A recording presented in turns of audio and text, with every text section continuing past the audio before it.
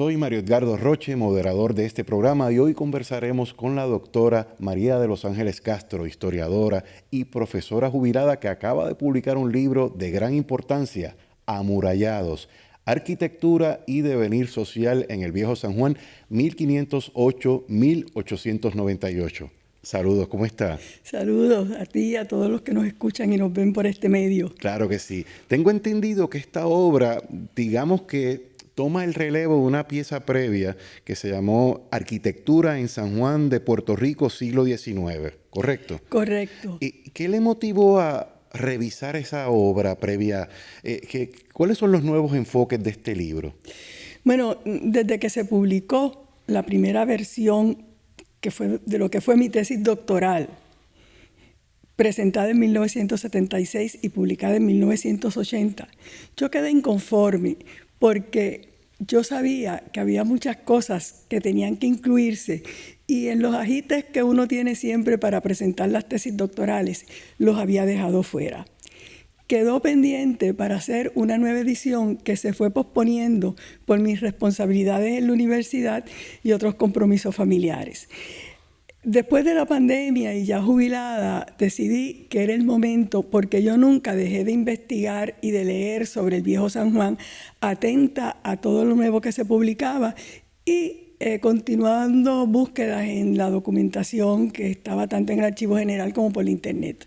Es decir, que esta tesis doctoral, que tengo entendido se llevó a cabo en la Universidad Complutense de Madrid, es la que da paso al libro Arquitectura en San Juan de Puerto Rico, siglo XIX, y que entonces esta es la revisión de dicha obra inicial. Exacto, Arquitectura en San Juan sirve, vamos a decir, como un hilo conductor, pero en realidad es un libro completamente diferente, porque está ya con un enfoque más amplio, más acorde con lo que a mí me hubiera gustado hacer desde un principio y que no pude por los acondicionamientos que hay cuando uno se hace una tesis doctoral, y más en la época en la que yo la trabajé, que estaba investigando en archivos militares en tiempos de la dictadura de Franco, y no fue nada fácil el acceso a esos archivos y que me permitieran consultar todo lo que yo sabía que había en ellos, que incluso me lo habían afirmado, pero no me permitían consultarlo. Así es que esa espinita siempre quedó. Con los años, pues ya todo eso se liberalizó, ya había acceso a los documentos, y pude entonces seguir acumulando el material que yo quería y hacer el libro más acorde con lo que eran mis intenciones. Pero ¿podría dar un ejemplo específico de una de esas espinitas o alguna de esas insatisfacciones en términos de enfoques que le hubiera gustado desarrollar en esa obra inicial y que ahora retoma y desarrolla acá? Yo quería contextualizar los edificios con el desarrollo de la ciudad. Según se iba formando la sociedad en los distintos siglos, qué edificios iban surgiendo y qué explicaba el desarrollo de esos edificios. Eso lo pude hacer a medias porque no tenía toda la información. Por ejemplo, en una ocasión, trabajando en uno de los archivos militares, estaba buscando información sobre los ingenieros y el soldado que estaba a cargo del archivo y que estaba allí vigilante de los papeles, porque no se podía fotocopiar, no se podía fotografiar, así es que era copiando a mano. Y él entraba en conversaciones conmigo, yo era muy joven entonces, y me dice, ay, ¿sabe que aquí hay más material sobre Puerto Rico? Y yo le digo, sí, y me lo dejarían ver, y me dicen, no, porque usted solo tiene permiso para estudiar los expedientes militares. Así es que con el tiempo volví al archivo, ya liberalizada la consulta, y traje esos materiales. Es un libro que trato de hacer la historia de la ciudad, poniendo el énfasis en los edificios que son la imagen de cada momento en el crecimiento de la ciudad. De todas maneras, el título es Amurallados. El asunto de la muralla o de estar amurallado, ¿usted cree que es como una gran metáfora de nuestro viejo San Juan? Pues sí, porque yo siempre digo que San Juan estuvo amurallado no solamente por las fortificaciones visibles, sino que fue una ciudad fuertemente vigilada. Así es que estaba amurallada también por el poder omnipotente del capitán general, el poder de la iglesia, que bastaba con que amenazara con una excomunión, por los cuerpos de vigilancia, los bandos de policía y buen gobierno. Así es que fue una ciudad de muchas murallas. En el libro usted explica y elabora en torno al concepto de la utilidad del diseño para explicar, ¿verdad?, esa historia urbana de nuestro viejo San Juan y de cómo los énfasis que puso en marcha en aquel momento el gobierno español marcaron, ¿verdad?, esas estrategias de construcción y de organizar la ciudad. Y habla del énfasis en lo militar, lo religioso, empresas políticas. Quisiera que abundara sobre esto. Sí, las ciudades empezaban con una función y de acuerdo al movimiento del imperio, a cómo se iba, ¿verdad?, desarrollando las cosas en los imperios, cambian sus funciones. Y algo así pasó con San Juan. Una vez fue la geopolítica la que definió a San Juan como una ciudad frontera, la primera frontera del imperio, y se establece el enclave militar. Son las consideraciones militares las que van a regir el desarrollo de la ciudad hasta 1898. ¿Cómo podríamos definir o entender el concepto de ciudad-puerto? Una ciudad-puerto por el libro. Suele llamarse ciudad-puerto. Aquellas ciudades que se desarrollan de acuerdo, o que es el puerto el que marca el desarrollo de la ciudad. Es decir, son los movimientos marítimos, son el desarrollo empresarial de la ciudad, es la urbanización alrededor de ese puerto o impulsadas por ese puerto lo que caracteriza a la ciudad. Sin embargo, San Juan, una vez se amuralla, le da la espalda al puerto. Es decir, no es que no haya movimiento marítimo, lo hay, no tenemos nada más que pensar en las embarcaciones de Miguel Enríquez en el siglo XVIII, el primer cuarto del siglo XVIII, para saber que sí había movimiento, pero no es lo que va a marcar la ciudad. La ciudad, lo que reglamenta la urbanización, tanto en la extensión urbana como en las construcciones, son las consideraciones militares. Y quizás el área del puerto es algo que lo demuestra muy bien. Por ejemplo, la Puntilla. La Puntilla no era un manglar y no se urbaniza hasta el primer cuarto del siglo XIX. Y es a partir de entonces que se empieza a desarrollar el puerto. Ya en el siglo XIX, cuando hay un mayor movimiento marítimo, la ciudad está protegida, rodeada de murallas, se establecen 3 zonas defensivas en el área de puerta de tierra. Entonces se desarrolla el puerto. Bueno, y pienso que en todo caso nosotros tendríamos muchos puertos, entre comillas, que no necesariamente estaban en San Juan, dado el caso del auge que tuvo el contrabando, ¿no? Sí, y no solo eso, sino que aún en el siglo XIX, cuando hay ese crecimiento económico y un mayor desarrollo mercantil, son los puertos de Mayagüez, Ponce y Arecibo los principales, no es San Juan. Así es que sí hay movimientos, sí hay expectativas con el puerto, sí se hacen muchísimas obras para el desarrollo del puerto, pero sigue siendo el interés militar y defensivo lo que marca. Por ejemplo, no se permiten las elevaciones en el área del puerto. Y para construir la aduana, es decir, el desarrollar el edificio que albergaba la aduana, eso fue una larga lucha con las autoridades militares. Así es que en realidad hay que ver a San Juan como un enclave militar sin olvidar que también fue un puerto, ¿verdad? Aunque su comercio iba y venía de acuerdo con el momento. Y claro, todo esto tiene unas consecuencias sociopolíticas tremendas en términos de la convivencia, de la relación que se daba con el resto de la isla. Mencionó a Enríquez hace unos segundos atrás y en el libro usted se refiere a San Juan en un momento como la ciudad mestiza y habla del pintor Campeche y de Enríquez, ¿verdad?, como 2 mulatos transgresores. ¿Por qué era importante contar las historias de ellos en esta obra? Bueno, yo creo que San Juan obviamente fue una ciudad, bueno, como fue toda la isla, esclavista.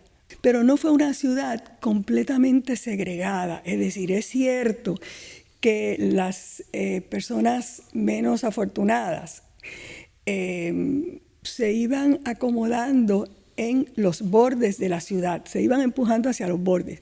Pero eso no quiere decir que tanto los mulatos como los esclavos libertos se quedaran también viviendo dentro de la ciudad. Así es que siempre hubo una convivencia entre las élites blancas y los blancos pobres y los mulatos, que esa convivencia existió, que no había una segregación en términos como la podemos ver en los Estados Unidos. Es decir, esta gente convivía y hubo muchos mulatos que subieron, económicamente subían, aunque los blancos nunca los aceptaran como sus iguales, los aceptaban hasta cierto punto. Pero tenemos a Enríquez, que fue el hombre más poderoso, no solo de San Juan, de Puerto Rico, en el primer cuarto del siglo XVIII.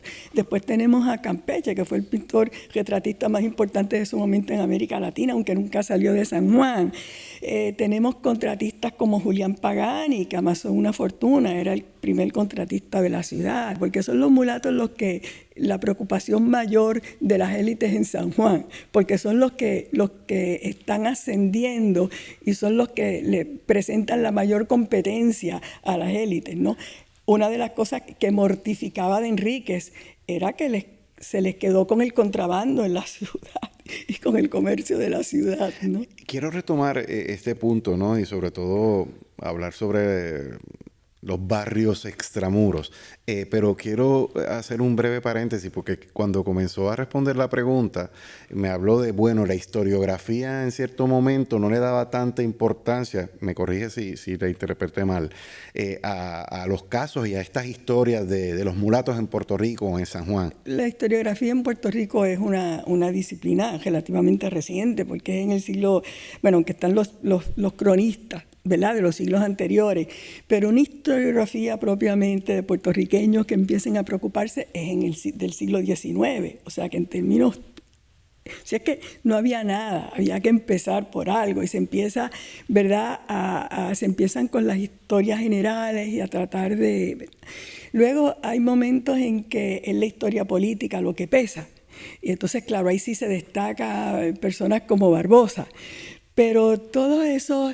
esa otra aportación de los mulatos, que eran artesanos, que eran los servicios en la ciudad estaban a manos de ellos porque eran oficios que las élites menospreciaban. Entonces, esa aportación, que trabajaron en todos esos edificios como mano de obra, que contribuían en la alimentación, se empezó a estudiar en la década de los 80, pues poco a poco, cuando empezaron a trabajarse las clases obreras. Así es que son momentos en la evolución, ¿verdad?, de los enfoques historiográficos. Y en el caso de San Juan, sí, siempre se han mencionado los mulatos, pero yo quería darle un mayor protagonismo. Y lo hice a través de los dos personajes que yo sabía que eran... que todo el mundo conocía. Campeche siempre ha sido recordado, siempre fue reconocido en sus tiempos como el gran pintor que fue. Pero en el caso de Enríquez, no. Fíjate que no hay una sola placa en San Juan que recuerde a Miguel Enríquez. Fue Bravo el primero que mencionó de pasada a Miguel Enríquez.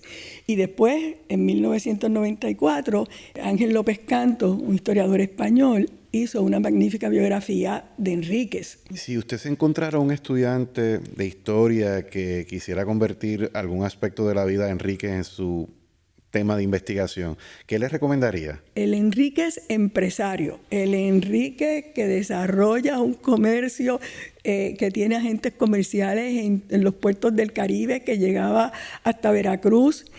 Entonces, yo creo que esa parte económica de Enríquez en la ciudad, su papel contribuyendo, por ejemplo, él contribuyó a la restauración de la iglesia, de la catedral en un momento dado. Cuando habla en el libro sobre el desarrollo de los barrios extramuros, por ejemplo, Puerta de Tierra, explica cómo entonces uno de los objetivos para crear este barrio era sacar a muchos afrodescendientes del casco histórico y que trabajaran en la agricultura y que estuvieran prestos a servir, ¿no?, en la defensa de la capital. Obviamente las élites resentían la presencia tan numerosa de mulatos en la ciudad. Y esa convivencia más cercana con porque aunque siempre la hubo, esta vez al hacerse más cercana empieza a molestar más a las élites y los llaman los sobrantes. Entonces empiezan a empujarlos fuera de la ciudad murada, pero tampoco los querían muy lejos, porque muy lejos significaban que los servicios que ellos prestaban a lo mejor los perdían en la ciudad. Por lo tanto, ¿cuáles son las áreas? La Puntilla, que va a estar dominada más por artesanos, y entonces ya cuando empieza el comercio, almacenes mercantiles, Puerta de Tierra tenía un problema, y es que eran áreas militares también. Estaban las zonas defensivas de Puerta de Tierra. La Puerta de Tierra se había dividido en 3 franjas, primera, segunda y tercera franja defensiva. Así es que los militares estuvieron ejerciendo también control sobre esa área. Así es que fue un movimiento un tanto zigzagueante de avances, retrocesos, hasta que finalmente se puede poblar Puerta de Tierra, pero era la oportunidad que veían las élites para sacarlos de la ciudad, porque en realidad había hacinamiento en la ciudad. Eso era innegable, y los ingenieros y arquitectos lo probaban una y otra vez, las condiciones insalubres. En este recorrido que hace en estos 2 tomos de amurallados, a establecer cuáles han sido las líneas arquitectónicas emblemáticas en cada siglo, ¿cómo usted trazaría ese recorrido? La catedral, los dominicos y la fortaleza son los 3 edificios, digamos, emblemáticos del siglo XVI, aunque no, la fisonomía cambió mucho porque tardaron siglos en terminarse de construir. En el siglo XVII, ya con el peso de lo militar, son las murallas las que empiezan a dominar. Y aunque hay construcciones religiosas, por ejemplo, el convento de San Francisco y el convento de las monjas carmelitas, son las fortificaciones, son la construcción de la primera línea de murallas las que dominan. El siglo XVIII es de las fortificaciones. Del Hospital de la Concepción el Grande, de la que se apodera el Estado y se convierte en un hospital militar, y que es un edificio de transición entre el siglo XVIII y siglo XIX, pero son las grandes fortificaciones. No hay en América una fortificación de la envergadura de San Cristóbal. Y no lo digo yo, lo dicen historiadores españoles, reconocidos arquitectos militares españoles, que la fortificación más compleja, monumental de las fortificaciones militares en América es San Cristóbal con sus estribaciones, ¿verdad? Las distintas partes de San Cristóbal.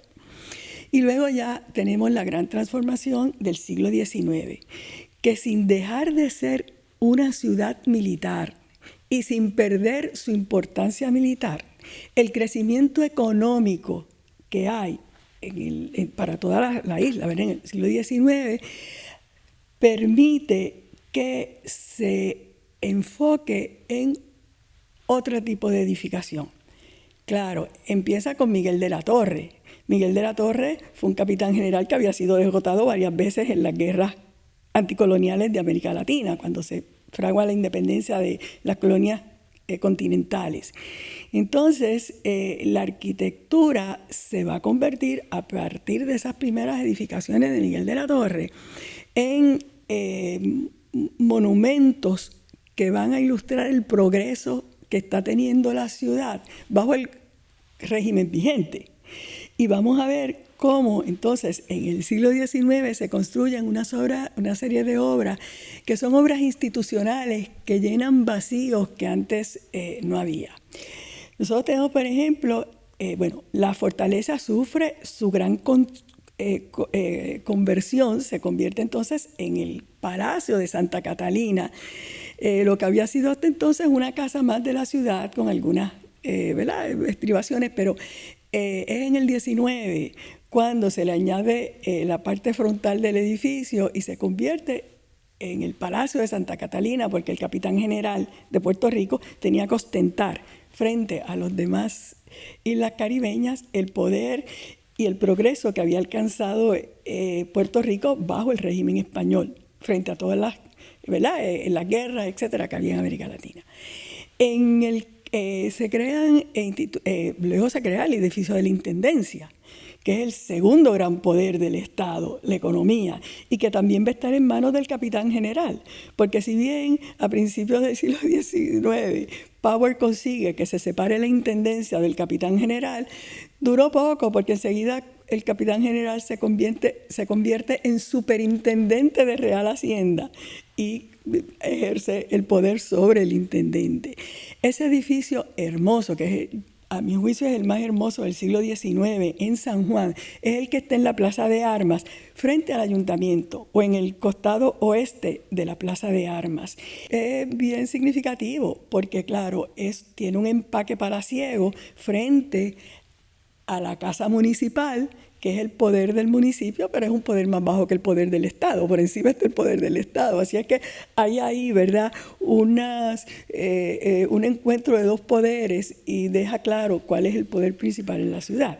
Seguimos con instituciones de beneficencia, por ejemplo, la Casa de Beneficencia inicialmente, y luego se construye la Casa de Locos, se construyen una al lado de la otra y comparten una serie de cosas, sobre todo la administración. Luego se construye también lo que es el Archivo General, lo que se construyó para hospital civil, que nunca ejerció como hospital civil porque se dio cuenta el municipio de que no iba a poder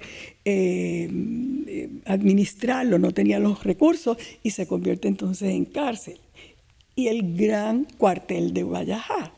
Es decir, fíjense ustedes que en el siglo XIX, aunque estamos viendo este desarrollo civil, la ciudad se transforma, se crean paseos, se crean un mini jardín botánico, pero la ciudad adquiere otro espacio. El municipio reglamenta la construcción de las casas, sobre todo la fachada, para que mantengan un orden.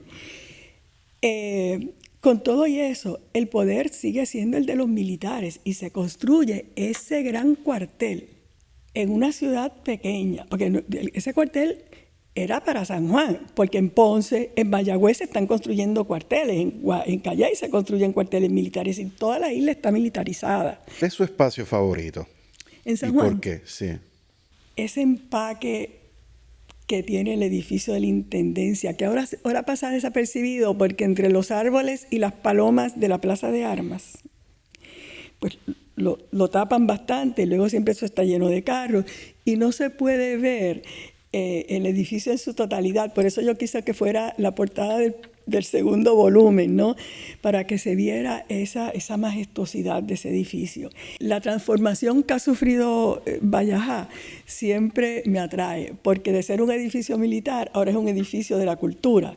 Ahí está la Academia de la Historia, la Academia de la Lengua, ahí está el Museo de las Américas, ahí está la Oficina de Conservación Histórica.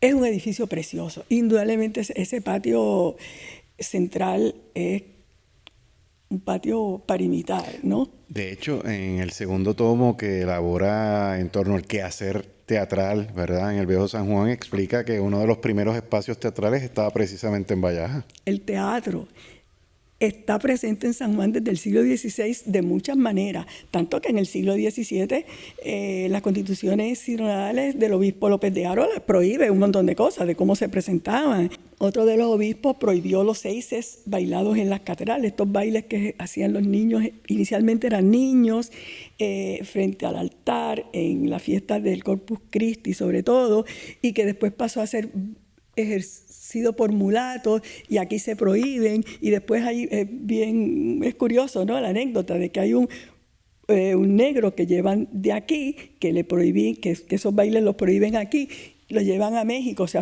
va con su dueño a México, baila en la Catedral de México y Sor Juana Inés de la Cruz le hace un poema o figura en un poema de Sor Juana Inés de la Cruz. Para cerrar y brevemente, ¿cómo observa la evolución que se ha dado en el siglo XX, siglo XXI? ¿Algún aspecto en particular que le llame la atención, que le preocupe?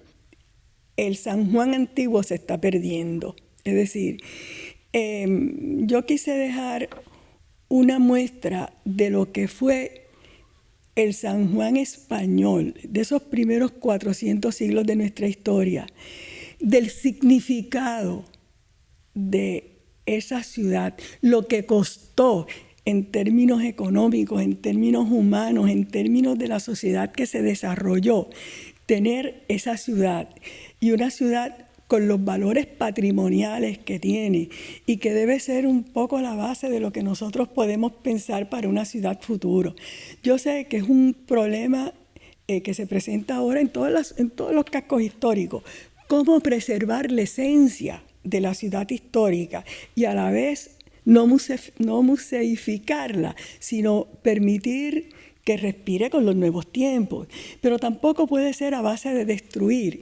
Y basta, nosotros miramos estas ciudades que tienen esos cascos antiguos y cómo diferencian, pueden diferenciar lo que son los centros históricos de lo que es el crecimiento de la ciudad periferal y las medidas que se toman para conservarla. A mí me horroriza, por ejemplo, el abusivo tránsito vehicular en San Juan, los camiones, cuando vienen estas guaguas escolares por grupos y suben todas a la vez por la calle de Norzagaray y se estacionan.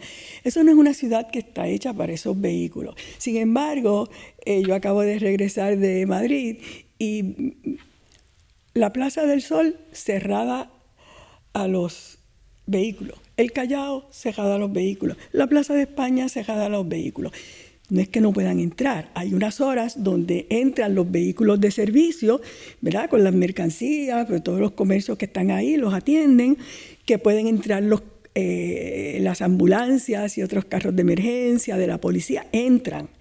Pero no es ese tráfico incontrolado que hay en San Juan. Me preocupa también la venta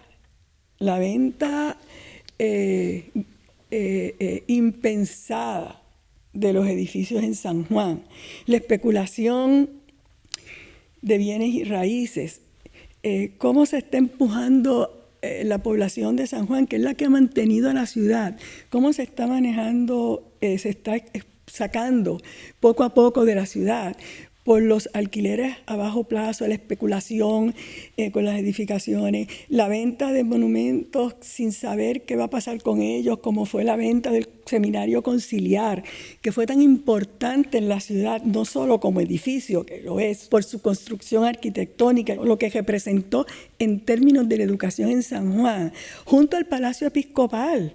Es decir, esa venta de ese bloque significó el fin de la relación del obispo con su ciudad, con el centro de la ciudad, porque aunque él no viviera, ya el obispo no viviera en San Juan, estaba la presencia a través del arzobispado.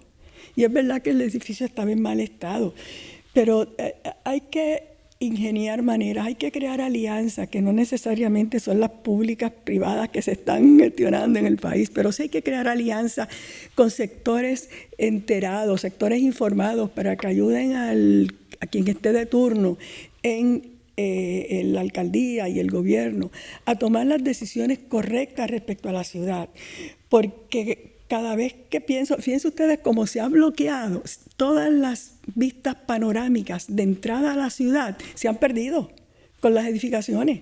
Ya antes usted entraba, desde que entraba a la isleta, usted estaba viendo el mar por un lado, usted tenía un sentido de lo que era esa ciudad, y eso se ha perdido. Antes yo siempre llevaba a los visitantes que venían a la universidad o amigos, y me gustaba llevarlos, por ejemplo, a Cataño, para que vieran la ciudad desde el mar, desde el otro lado, para que vieran ese panorama un poco en anfiteatro que ofrecía la ciudad, que se parecía tanto a Cádiz, decían, ¿verdad?, los cronistas del 19. Eso se ha perdido. Si usted cruza la bahía, ¿ahora qué ve? Y si construyen el mamotreto que quieren construir ahora, pues para Hard Rock Café o no sé cuál es la compañía que van a poner, bendito sea Dios, pues además lo van a construir, déjenme decirle, todo eso son rellenos, son pantanos, son zonas pantanosas, son mangles que se han rellenado. Y eso se sigue construyendo ahí, bueno, los ingenieros sabrán, pero... Ciertamente hay muchos desafíos. Muchos. Muchas gracias, María de los Ángeles Castro. Esto es Historias Vivas.